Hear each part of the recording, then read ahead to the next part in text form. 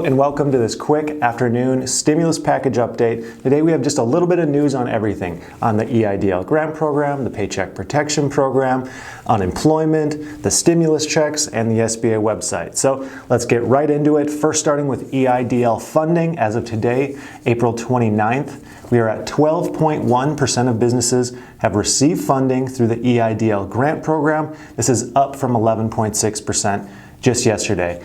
Not a huge increase, but I'm happy to see any increase at this point. There's been very few updates with the EIDL loan program, which is the loan above the grant. I personally received my grant money 13 days ago and have not received any communication from the SBA afterwards or before receiving that grant.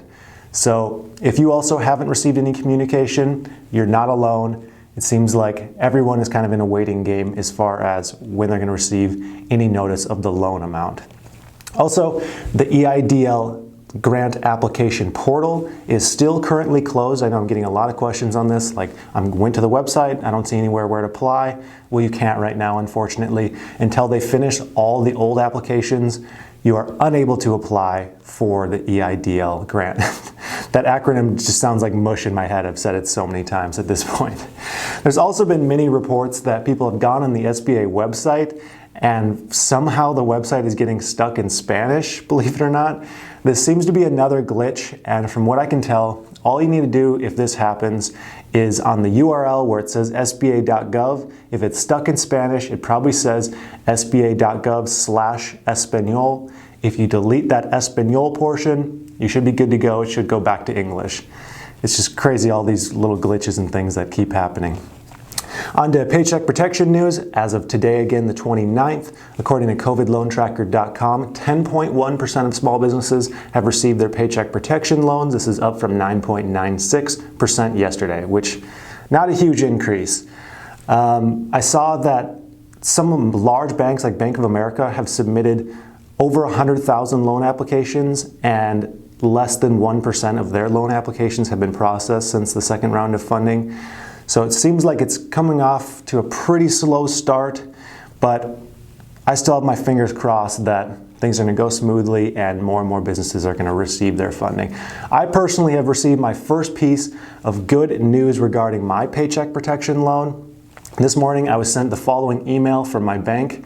They said that I had received conditional approval from the SBA. However, the SBA has not finalized its policies and procedures for the Paycheck Protection Program, and final approval and closing of my loan is subject to any additional requirements established by the SBA. So that's not exactly clear, what exactly that means, because people have received their loans. So how have those procedures not been finalized? But I'm glad to have received any form of communication whatsoever. For context, for me, I applied for the Paycheck Protection loan on April 3rd, submitted all the correct documents on April 3rd, and now this is my first piece of communication. And this was from a small local bank that I received that communication back from.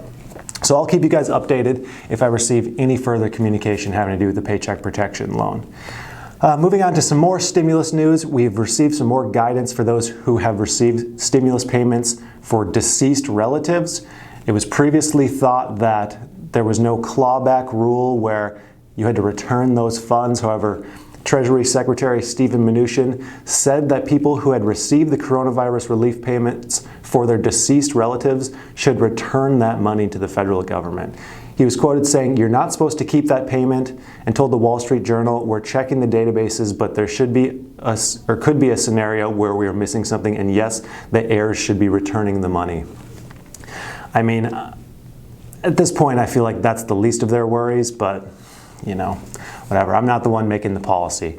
On to the next piece of news regarding unemployment benefits. An issue I've been hearing from many employers is they have employees who are either threatening not to go back to work in order to stay on unemployment, or multiple employees are ganging up in order to request being laid off to be put on unemployment.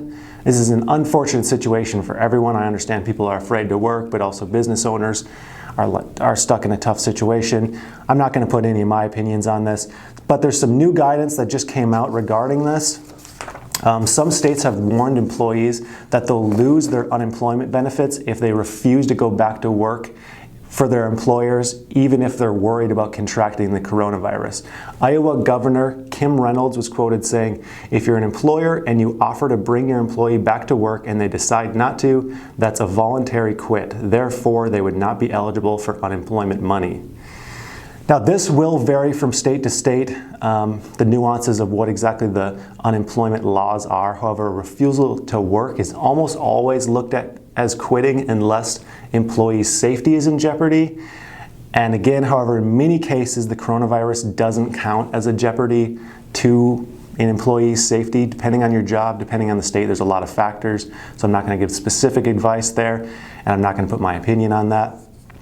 But I'm going to finish off with one question from yesterday's comments. I tried to just pick a couple of good comments from each video. In this case, there's just one that I thought was worth addressing. David Morales asks, should I unfreeze my credit if I'm waiting for my EIDL loan? There's kind of conflicting information here, where I've been told that some SBA reps have said, yes, unfreeze your credit. However, results have said otherwise. I know several people, including myself, who had frozen credit and still received that EIDL grant. So here's what I would do. If your business is under your Social Security number, like you're an independent contractor or sole proprietor or self-employed and the business is under your Social Security number, then I would suggest unfreezing your credit. However, if you applied under a business's EIN number, I don't think unfreezing your credit is going to really do anything. However, if you want to be 100% safe that there's no issues with your loan application, you could unfreeze it for a couple weeks and then just refreeze it again, because it's not a hard thing to do. So that's my little tip there. There's not really an official guidance on what exactly to do there. So if you guys have any more questions, feel free to ask them in the comments below. If you guys still like these updates every single day, let me know. I don't want to get too repetitive, and I want it just to keep factual. So until next time, thank you for watching, and I hope you have a profitable day.